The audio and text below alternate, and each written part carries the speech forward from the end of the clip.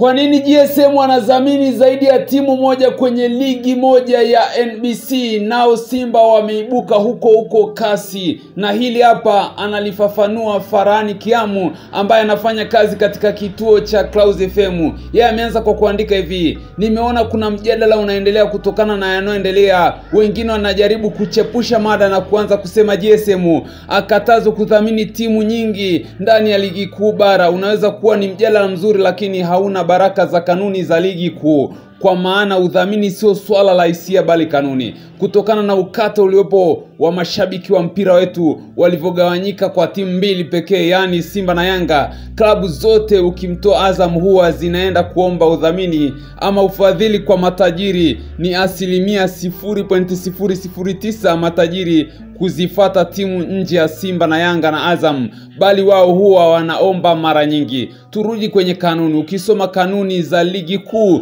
toleo la 2024 kuhusu udhamini, ambao ni kanuni ya 16 kupitia kifungu cha 16(1)(10) kinasema klabu yoyote inataka kuingia mkataba na mdhamini binafsi inalazimika kuwasilisha rasimu ya mkataba huo kwa TFF kabla ya kutia saini kuingia mkataba huo. Baada ya kuingia mkataba wa klabu inawajibika kutambulisha mdhamini wake kwa TFF na TPLB ikiambatanisha na nakala ya mkataba wa udhamini huo. Tumesoma kikubwa TFF na bodi ya ligi wanatazama kama mdhamini huyo anaingiliana kimaslahi na mdhamini mkuu au wadhamini wenza na TFF na TPLB.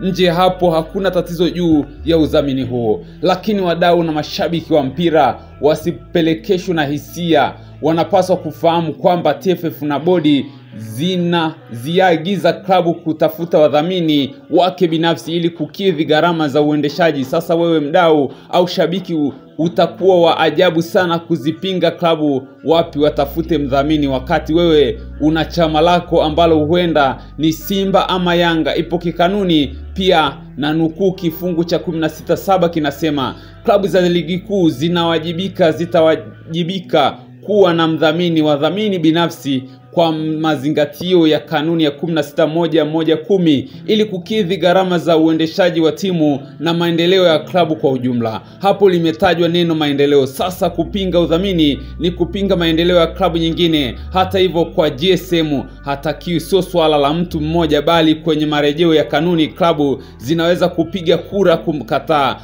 kwa majority decision. Unaifi watapiga udhamini watashinda.